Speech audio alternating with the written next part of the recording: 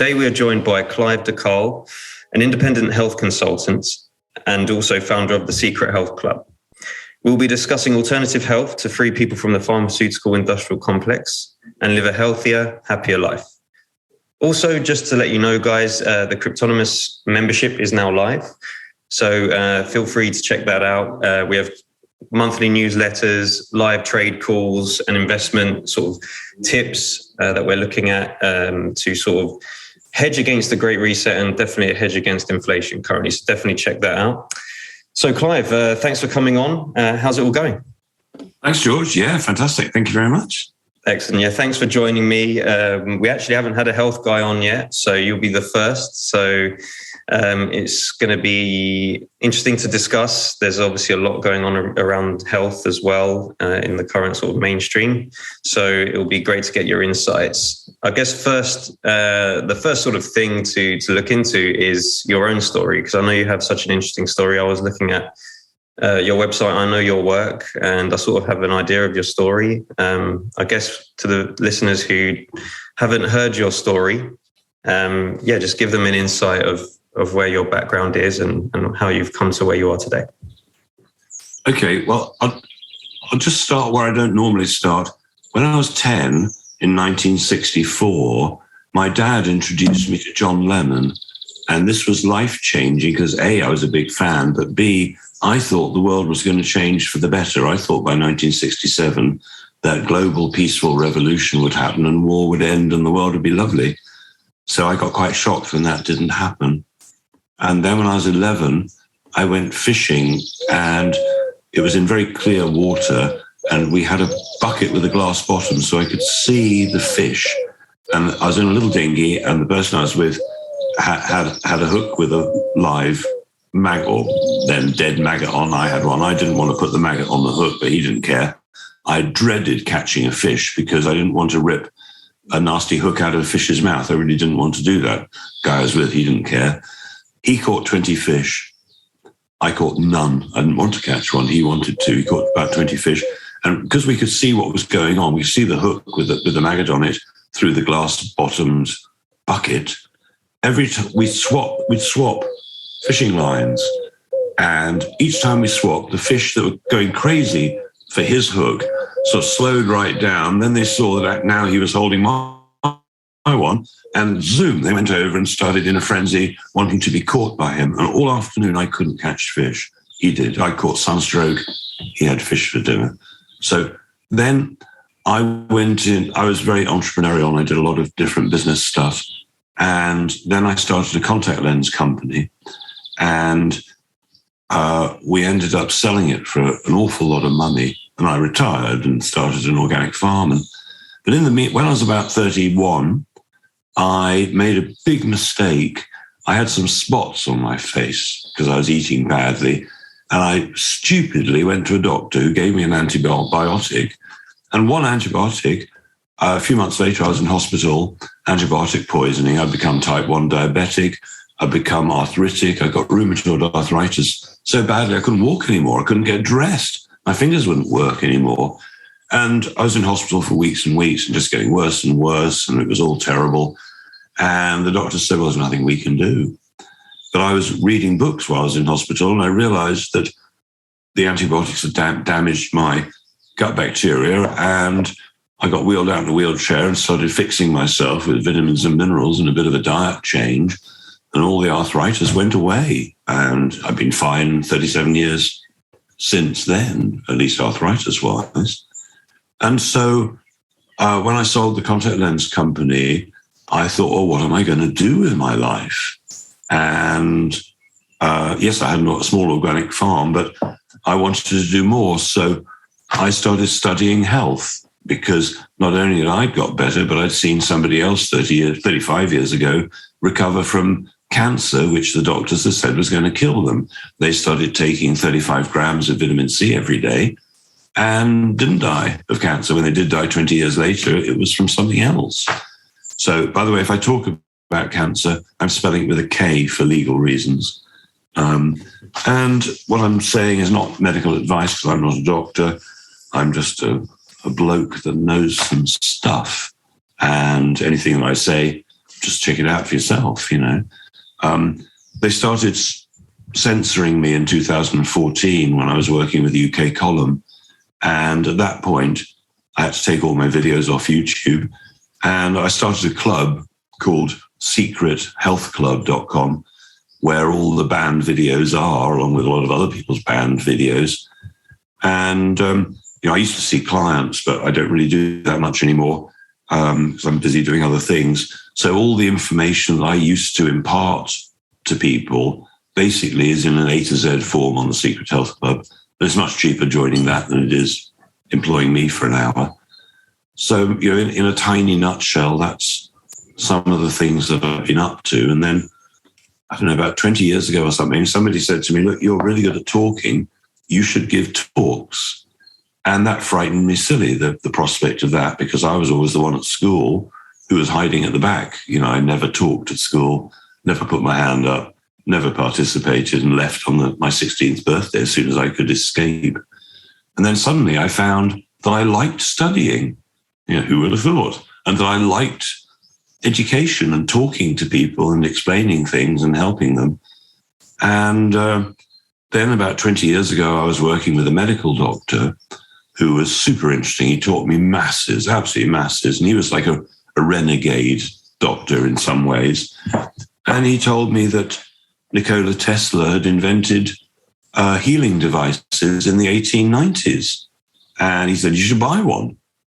And my business partner, one of my business partners, just 2 days later said, did you know that Tesla has invented a healing device? You should buy one. And I tracked one down secondhand and bought one.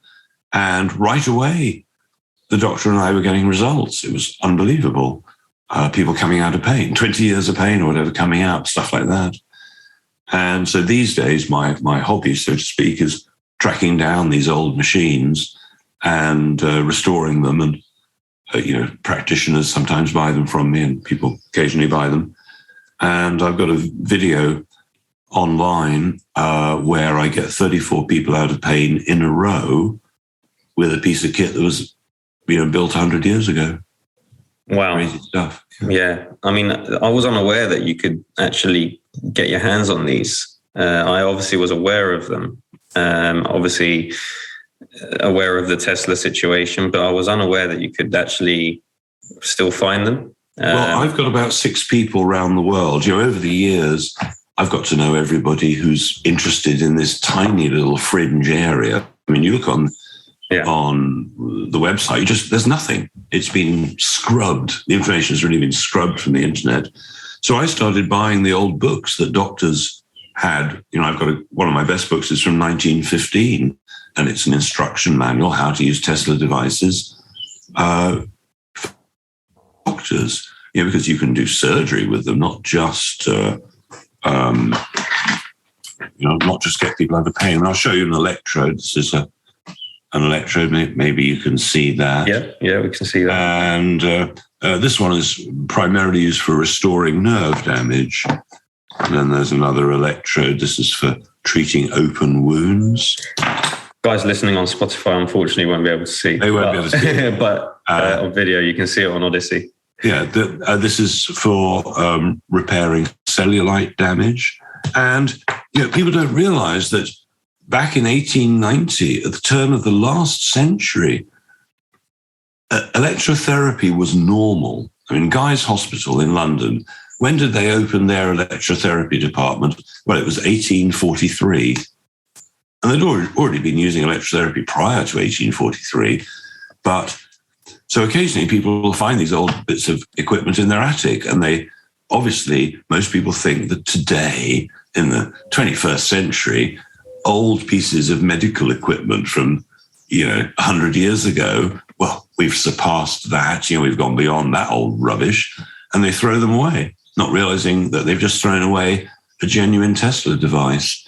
And so, over the years, I've been tracking them down and restoring them. And myself and some other restorers, between us, we've got stocks of parts and we know how to do it. You show one of these devices to the average electrician, and they've never seen tuned, resonating Tesla coils before.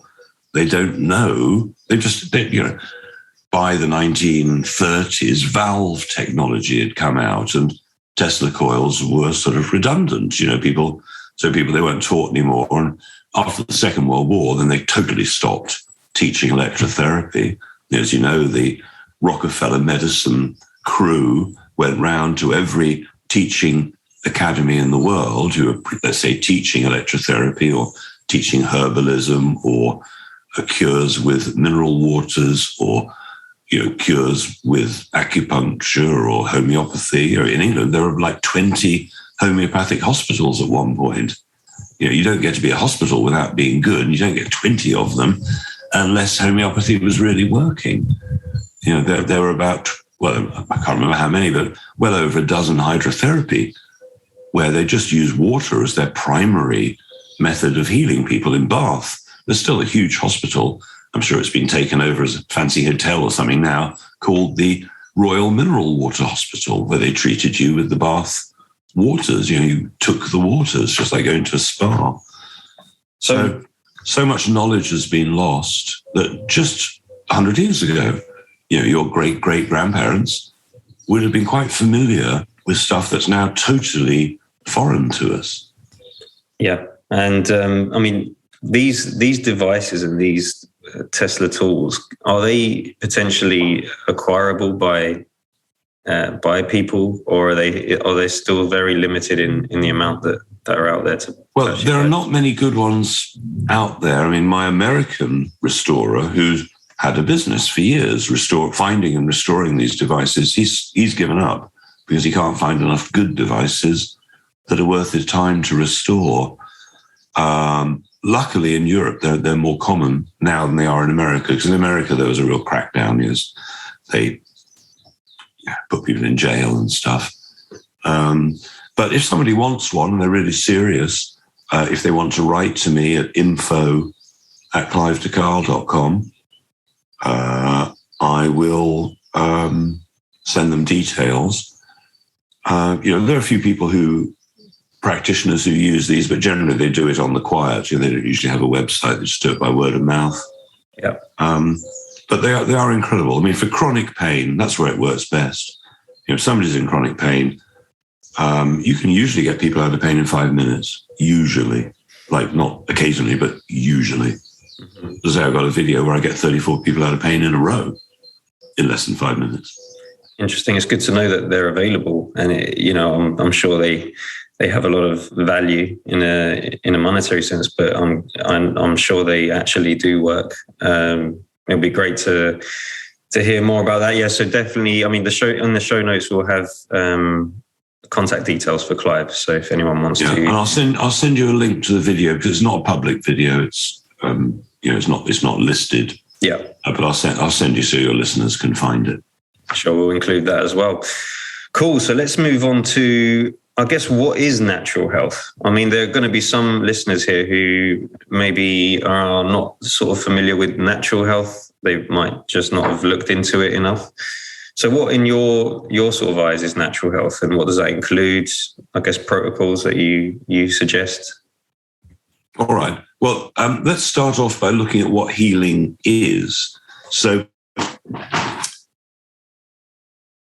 doctors who don't know anything about healing, they know about drugs, surgery, and radiation, but doctors don't study health. It's not on the curriculum. 5 years, and they never get a healthy person and ask, how do you stay healthy? Why haven't you got cancer? Or whatever. They don't know about health. They don't study cures, right? And what we want, if we've lost our health, is to get our health back.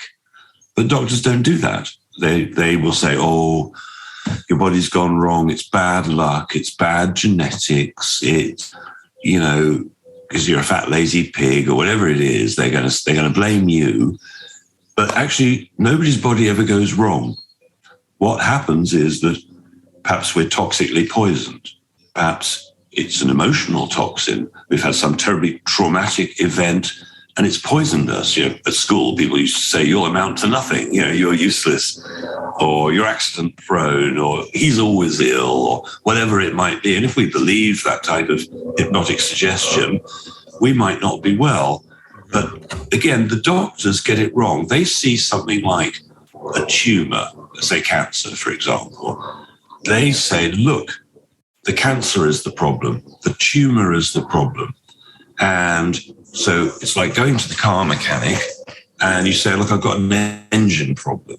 And so rather than the mechanic looking at what was causing the engine problem, they spot a big tumor, like a big red flashing tumor. You know, you and I might call it the warning light on a car dashboard, but they say, we've cut the tumor out, you're cured. Nothing to do with what caused the tumor, nothing to do what was in the tumor, what was the purpose of the tumor, was it a good or a bad thing? Was the tumor the healing or the problem? So let's simplify it. If you cut your finger, you know what to do. You leave it alone, you keep it, clean, sterile, and what will happen is it will get hot and a bit red. You'll get inflammation, and inflammation is painful. So as your finger recovers, it'll knock the temperature up 3 degrees to, because we heal with a high temperature, don't we? Somebody is toxic, let's say they've got a lot of mucus and phlegm in them. Well, the body will raise the temperature to detox all that stuff. It all comes out, and then your temperature goes down and you're back to normal. So inflammation is healing, but doctors say inflammation is the problem. Take an anti-inflammatory. Well, hang on a minute. You know that inflammation with your finger is part of the healing process. So what are inflammatory diseases? Well, arthritis, cancer, heart problems, loads of things are inflammatory, and inflammation is painful. But that is the healing process, but the doctors want to turn it off. Oh, give them an aspirin, get that temperature down. Well, hang on a minute. They don't understand what healing really is. So that's one level of it. So with me, when the doctors couldn't cure me, they said, oh, we'll give you drugs for the pain. Well, I'm not low on drugs. That's not my problem. Deficiency of chemicals, that isn't the issue. But I realized that I was low on minerals. I was low on vitamins. I was probably low on probiotics, natural bacteria. I might have been low on amino acids, which you get from protein-rich foods. But one way or another, I was as weak as a kitten, getting worse, and the doctor said there was no hope. Now, so I checked myself out. I started changing my diet, taking some supplements. All the arthritis went away 37 years ago, never to come back. And I looked like I was 80 years old. I couldn't get dressed. And so what did I do? Well, the first thing I did was to take magnesium. I took magnesium and vitamin C as perhaps primaries. So what I'd like to do, if I may, is run through common deficiencies of vitamin C, and then your audience can decide whether maybe they've got let's start with magnesium. Run through the deficiency symptoms that you get if you're low on magnesium and see if people have got any. Mm-hmm. So if you're low on magnesium, you might be getting hiccups. Spasms, and hiccups are like a spasmodic contraction of the diaphragm. Spasms, cramps,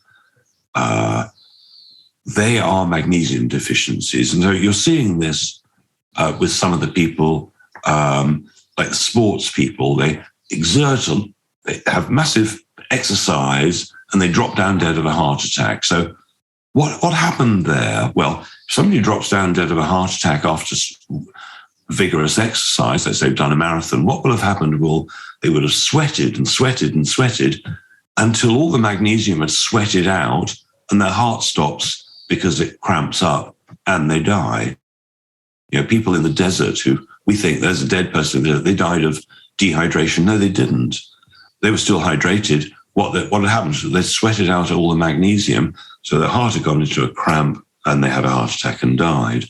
So any heart problems, heart arrhythmia, heart attacks, probably a magnesium deficiency, strokes, arthritis, joint issues, twitches around the eyes, constipation, restless leg, anxiety, panic attacks, lack of energy, poor sleep. We're just scratching the surface of magnesium deficiencies. Now, most people have got at least one of those. For myself, if I don't supplement with magnesium, I get muscle cramps. I wake up in the morning and stretch and I'll get a cramp. But if I take magnesium, no cramps. And this is the same for pretty much everybody. Anybody who's got one of those symptoms, twitches, constipation, magnesium relaxes the body. So if you've got constipation, that means that your bowels aren't relaxed enough to let go. You take enough magnesium, your bowels are going to let go whether you want them to or not. So you don't want to take too much. But people who do take magnesium, many of them are taking a type that doesn't work. If you go into a high street store and buy the cheap stuff... Yeah, I was going to ask this. It's not going to give you any magnesium that's going to get you out of pain. You need the right type rather than the wrong type.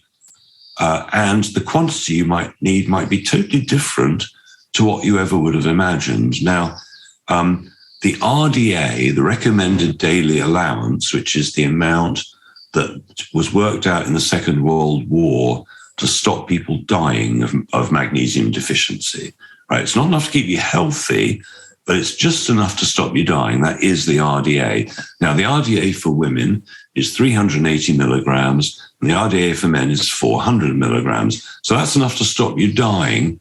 But is that enough? Well, probably, possibly not.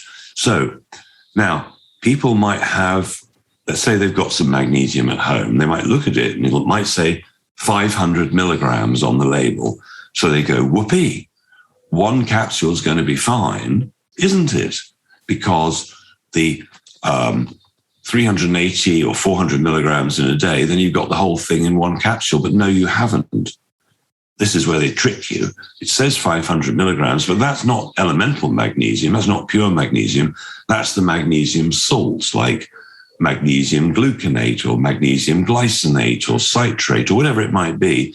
And there's probably only maybe 100 milligrams of actual magnesium in there. So you actually need 4 capsules, let's say, not 1. And it'll say on the reverse, if you look at the supplement facts, it'll say elemental magnesium. Now you know how much you're really getting. So a lot of people think they're getting the dose and they're only getting a quarter of what they want. But that's the minimum to stop you dying. So should you be taking 4 a day? Well, if you do, you want to take them in divided doses because some people might end up with diarrhea if they take 2 at once. I can take 6 at once, no problem. And I recommend that most people, if they recognize themselves as being low, having one of the symptoms that we just discussed, they might want in divided doses just at the beginning, assuming their kidneys are healthy, to take 12 a day. 12 capsules of magnesium a day. Now, most people go, you've got to be kidding. That's ridiculous. But it's not. It's not. I've had people who've been suicidal, right? The depression's so bad, and 24 capsules later, in less than 2 days, no longer suicidal. Because, again, this doesn't work for everybody. I've had some people who haven't slept well for 10 years, suddenly sleeping well.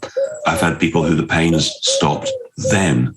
I had somebody this week who had trigger finger. They couldn't straighten their finger. They took the magnesium. 1 hour later, boink, the finger straightened. Right? I've had people cancel surgery for trigger finger because the magnesium was the problem. You see people bending as they get older, their backs bending over. That's almost certainly a magnesium deficiency. They can't relax. They can't relax their joints and their muscles and their tendons and ligaments and so on. So they're beginning to twist up. Magnesium is number 1 in the mineral world. Vitamin C is number 1 in the vitamin world. And vitamin D is number 1 in the hormone world. Vitamin D, which we get from sunshine, was mislabeled as a vitamin. It's actually not, it's a hormone. So if you take vitamin D, magnesium and vitamin C in the right quantities, I would say that you're beginning on the path to being bulletproof. If people, let's say on the NHS, they gave you these supplements, the right type, the right amount, and you maybe included iodine as an extra one, you could empty the hospitals. Or 80% of the people who are currently in hospitals wouldn't be there if you had those 4 things going, I would suggest. I actually supplement those those three personally. Did you notice a difference when you started doing that? I actually did. I have to admit, I actually did. I managed to research, like you said, the right types. And yeah, I actually did see a difference, certainly energy levels and mood level, for sure. Those things, 100%. How huge is that? How many people are feeling tired? All the time, yes. I mean, it's almost these days, everybody's feeling, I would say, to some tired degree. and depressed. Yeah, no, it's true. Yeah, no, I agree. I agree. And the interesting thing is that when we're stressed, we burn up magnesium, right? So everybody's stressed, from 5G to, listening to the news, if you're foolish enough to do that, or whatever it is. Yeah. Everybody's stressed way more than they should be. And how the body reacts to stress is burning your magnesium levels. So people get to this point where they've burnt their magnesium levels up completely, and now they're getting the symptoms that we just gone through. Yeah, it's certainly interesting. I mean, can we get these doses in natural food products? Or is it due to the fact that they've kind of ruined the food that we eat? Exactly. Basically doesn't allow us to have those minerals intaken, basically. Is that really? Exactly. I had an organic farm for 10 years plus, and my land had never had chemicals on it. So everything was just great. It was super easy to farm. I watched my neighbors doing it conventionally, having a harder time. It's ridiculous. I was getting double the price virtually for my produce. And I was really well. At that point, 37 years ago, I had to take supplements to be well. But while I was living that lifestyle, I never supplemented with anything apart from a bit of Celtic sea salt. That was it. I didn't need to because I was eating so well. Most people are unfortunately buying food that's been poisoned. Isn't that most people? I mean, I believe that when you go into the supermarket, there should be, let's say, 6 categories. Let's go close the window, stop this helicopter noise. There could be 6 categories. There could be a category which just says what the product is, bread, milk. Then there could be the other 5 categories which say slightly poisoned, fairly poisoned, moderately poisoned, seriously poisoned, and deadly. Yeah. Forget the organic, biodynamic, forget that, because that's what food is. All the rest is food-like poison. If somebody gave you a 1-year-old and said, look, the baby's really hungry, would you feed it? Would you poison it? Well, of course not. You wouldn't poison a fictitious baby that people are going out buying food for their kids that's got preservatives and pesticides and fungicides and herbicides, insecticides and larvicides. I talked to this farmer in the market once. He was selling apples and stuff. And I said, at that point I was a farmer. I said, Joe, how have you treated your apples this year? He knew I was a farmer. And he told me he'd sprayed 28 different chemicals on his apples and then sealed them with wax so that the rain wouldn't wash the chemicals off. Yeah. And that hence the gloss that you see on those on those supermarket apples. But it's horrendous. But also he was spraying stuff in the soil. So he killed all the insects and all the life and the beetles and everything. And then if you use Roundup, the glyphosate herbicide, how that works is it stops plants taking up minerals. That's why all the weeds die. But even the Roundup Ready plants are, I don't know the numbers, but let's say half empty of minerals. And every year the soil gets worse. When I was young, there was a wheat harvest or a corn harvest or rye or oats or whatever it was. They'd do the harvest, they'd burn the stubble to the ground. Now, minerals are not damaged by heat. So every year they'd grow it and they'd probably put natural fertilizers, natural manures or whatever on the soil. And they'd always be putting it back. They'd grow it up, burn it down, grow it up, burn it down, then they'd leave it fallow and then, that cycle. But now they don't do that anymore. So when they were doing that when I was young, if I went out for a drive at this time of year, there'd be dead insects plastering my windscreen of the car. I'd have to get out and scrape dead insects off my headlights at night because I couldn't see because of all the insects. Now, I challenge anybody to tell me if they got more than one dead insect on their windscreen, whereas I used to have thousands in an hour. So there's been an Armageddon of insects. So the birds aren't there, the bats aren't there like they used to be. The young people don't know because they don't know what's not there anymore. Yeah. But I've seen 99% extinction, as anybody my age has, of insects. It's right in front of your face on the car windscreen. They're missing. Yeah. And this is because they've all been poisoned by chemical farming, and so are we. We're not meant to be ill. We're meant to self-repair. Yes. Yeah, I fully agree with that. I guess then, looking at those issues, what do you suggest in terms of a diet protocol, or where would you source your food if you're in these sort of situations where, you know, it's quite difficult really to actually find food that is not poisonous in a sense? Is it all about decentralizing and just growing your own? But obviously, again, you'll have to find the right seeds and make sure the soil is of an adequate unpoisonous level. So, I mean, what sort of things do you suggest to solve this for the individual at least? Well, bearing in mind that many farmers in the UK and around the world will be growing, say, 30% less next year, which means starvation for many people because they can't afford the fertilizers. You know, the 300, 400% rise in fertilizer costs. So, and because they're dependent on the chemical fertilizers, they can't instantly go organic. I mean, personally, if you had a garden, I would be growing stuff. If you've got a lawn, you can just lay potatoes right on the lawn, cover it up with some cardboard with holes for the potato to grow through, and open up some straw bales, put a couple of straw bales on top. Even if the ground is rock hard, too hard to dig, you come back in a couple of months after you've watered the straw and the potatoes, and there'll be potatoes that grow right on the surface of the lawn, and the roots will have gone down and like dug the soil for you. You know, there's all sorts of no-dig gardening techniques that are worth looking at. There are planting techniques where you plant things together.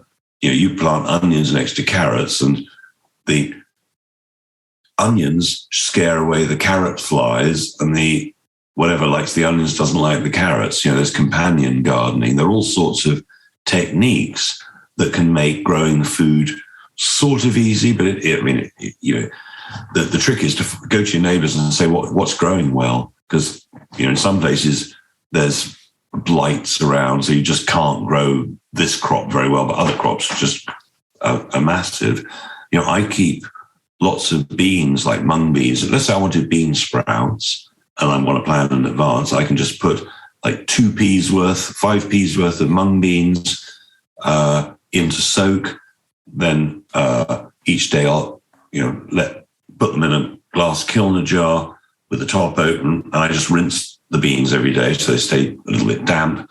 And within a few days, you've got bean sprouts. You know, I've spent 10p on mung beans, and I've now got 2 quid's worth of mung beans because they've filled up the whole kilner jar.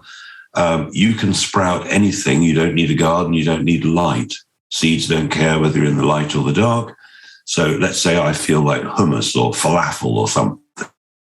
I've got some chickpeas, and they store really well, super cheap to buy, and I can soak them. Let's say I soak 10 grams of chickpeas. They'll double in weight by the end of the day, and then I'll just keep them damp, just wash them every day. And let's say 4 or 5 days later, that 10 grams has probably gone to 50 grams as they've grown, and they've gone from dormant, which seeds are, you know, potential life, to actually flourishing. So the amount of vitamins in that chickpea has gone up immensely because it's grown and become alive. Are you a vegan, Clive? You promote Absolutely not.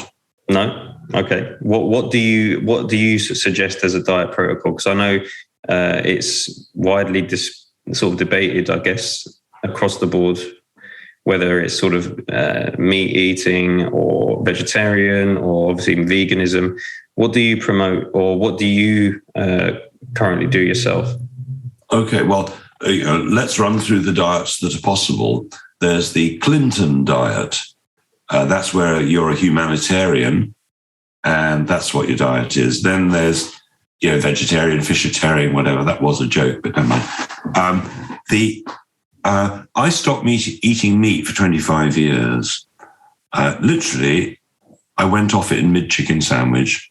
And for 25 years, I did not want to eat meat. Then I changed my mind. I was around at my dad's house and he'd got roast goose for Christmas dinner, and I decided that I'd go back to eating meat again. So I eat meat currently, but I'm very fussy.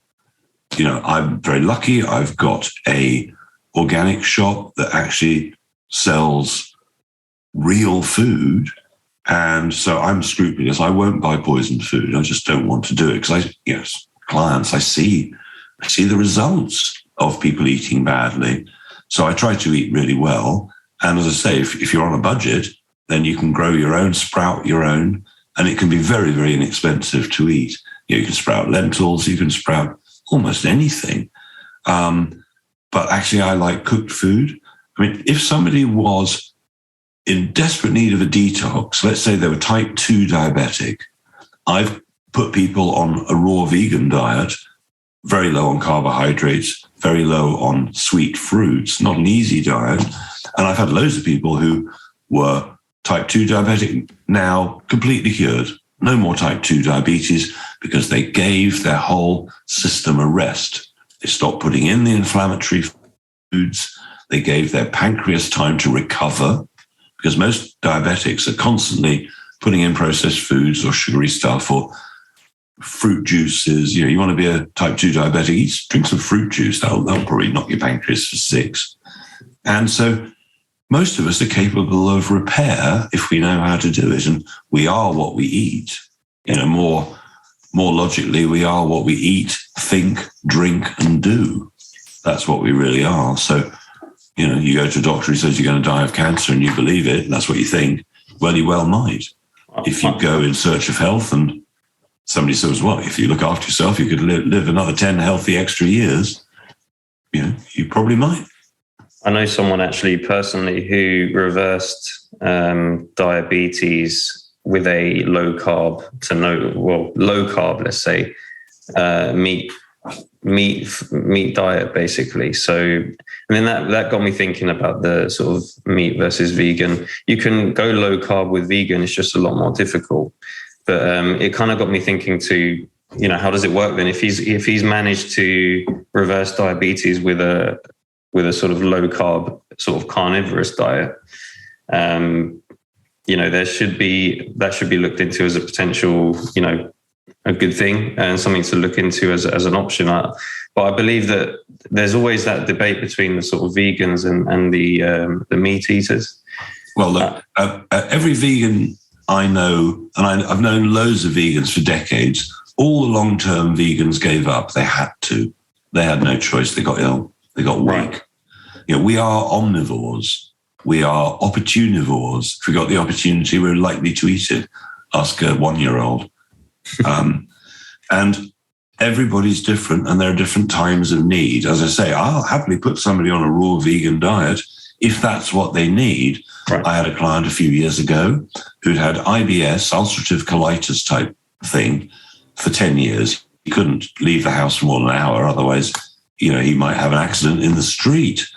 And he tried every diet there was. He'd gone raw vegan. He tried everything. What fixed him, finally, was going raw carnivore.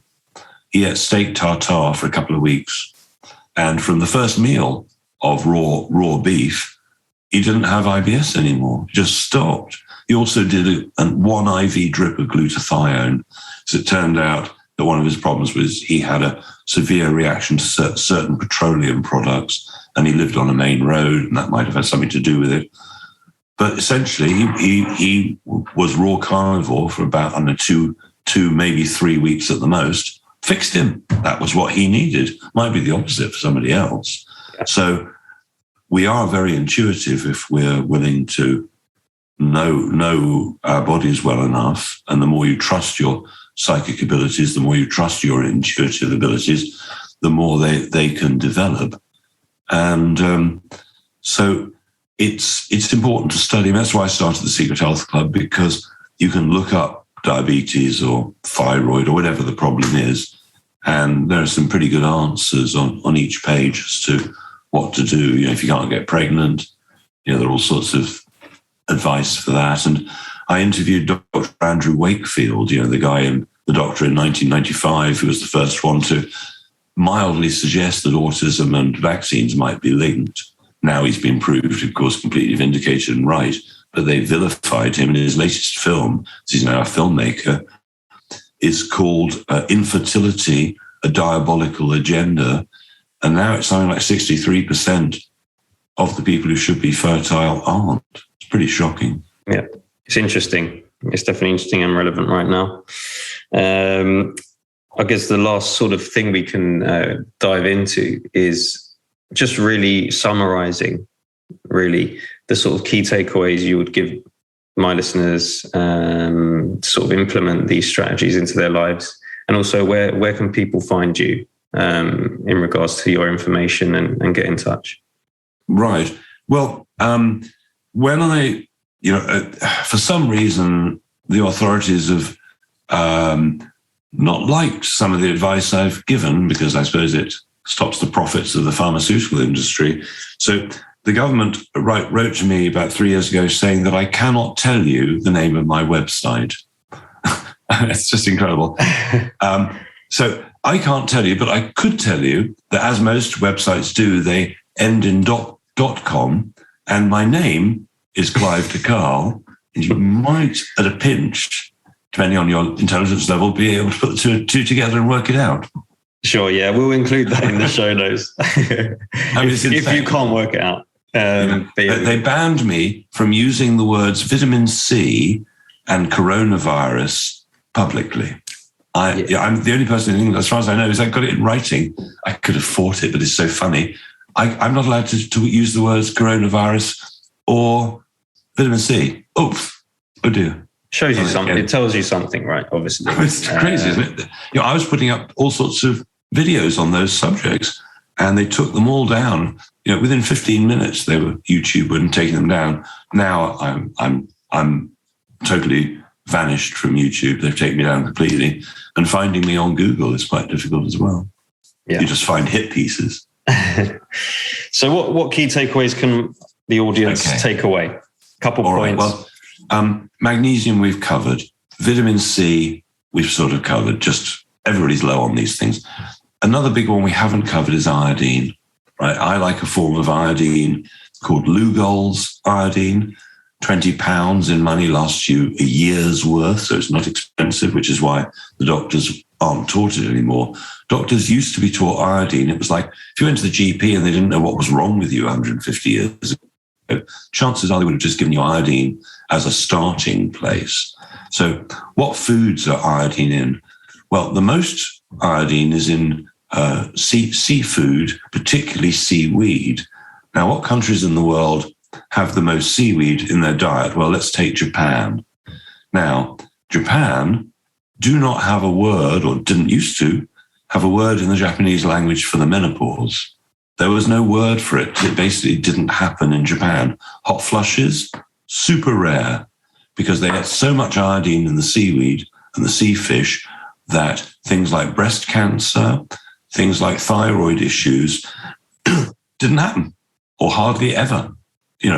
Whereas we, in most parts of the world, unless we live right by the sea, we're not getting enough iodine. And if you're not getting enough iodine, things like goiter can happen, where the thyroid swells up, hoping to grab more iodine through the air. Things like hypothyroidism, hyperthyroidism happen. It's lack of iodine. People with problems like hormonal issues, probably lacking in iodine. How many people are lacking in iodine? Almost everybody is, because if you're sitting on a new sofa with fire retardants, that's giving off bromine, which is knocking out iodine. If you're drinking fluoridated or chlorinated water or bathing in it, that's going to knock out the iodine, which makes your thyroid work properly. Iodine makes your temperature control work properly. If people say, oh, you've got cold hands, you've got hot hands, you've got hot flushes, that's an iodine deficiency that you're basically looking at. If somebody's got dry skin, if they walk into a room and can't remember why they walked in, that type of memory thing, very likely to be an iodine deficiency. £20 a year to fix It's crazy. Yeah. Anybody who's had look, put it this way: anybody who wants to have a child, if the mother is low on iodine, the baby will be born with a low IQ. If the mother is clinically low on iodine, so much so that a doctor would recognize it, the risk is the baby will be born with mental retardation, right? Serious mental retardation from iodine deficiency. You want an intelligent baby, you want not to have menopausal symptoms, you want to be taking iodine and selenium. They go together. Iodine and selenium. Super important. Anybody who's an addict, they need to know about selenium. Selenium is just a massively important supplement. Other ones, just racing through them. And I started taking vitamin D in winter. I used to get colds every year, several. Never got a cold for 15 years. Just from, we don't get enough sunshine in winter, so I take vitamin D just in winter. I take vitamin K as well if I'm not eating grass-fed animal products. And of course, it's worth bearing in mind that cows don't eat grass. Cows eat pastures with meadows full of wildflowers and herbs and mushrooms. But most cows are fed grass, which isn't necessarily what they would naturally choose in the wild. Everything's been messed up food-wise. It's a pretty crazy situation. So I recommend, if you can't grow your own, team up with a local farmer, cut out the middleman, try and find somebody who's growing without chemical agriculture. Maybe you can buy straight. You know, I get chickens from a lady down, eggs from a lady down the road, and her chickens are foraging in the wild. It's all lovely, and I know that I'm getting really healthy, fantastic eggs, and they're half the price of the shop. Yeah. You know? Yeah, definitely stop buying from supermarkets. It's funding the issue as well. So, you know, definitely cut out those guys. Shop locally to the places that are independent and, you know, are, I guess, aligned with morals and growing these types of foods. And yeah, it is that simple. We've got to implement these strategies. I know there's so many you can include, but we can do it slowly. But yeah, like just to sort of wrap it up, I guess vitamin C, D, magnesium, vitamin K, iodine, and selenium. Do your own research, of course. You can also find all this stuff on Clive's website, and we'll definitely include that in the show notes. We have to wrap it up there, Clive. Thanks for joining me today. Amazing insights, and I hope to have you on in the future as well. You know, we can discuss a lot more, I'm sure. Make sure you subscribe to the podcast on Spotify. Plus, if you want to prepare your wealth for the Great Reset by having guidance from experts and remove your inflation-attached savings and income from the banks, check out this episode's show notes for a link to cryptonymousconsulting.com. Click on the members page. Like we said, we've got a membership now. It's a new service which obviously can help you guys just build your wealth or at least preserve it during these times. I know it's quite a difficult place to maneuver right now, but we seem to have at least the tools and solutions to do so, to help you sort of build away from the current system. That's the plan. So I'll also put the links to Clive's stuff, all of that, Secret Health Club, the websites. So definitely check that out. There's so much useful information there, and it can really help you out, I'm sure. And if you're obviously interested in the Tesla stuff, I'll probably also like to sort of look further into that. So that sounds really interesting. But yeah, thanks, Clive, and peace and love to you all. And thanks for listening. Thanks, George. Thanks, everybody. Thanks, Clive.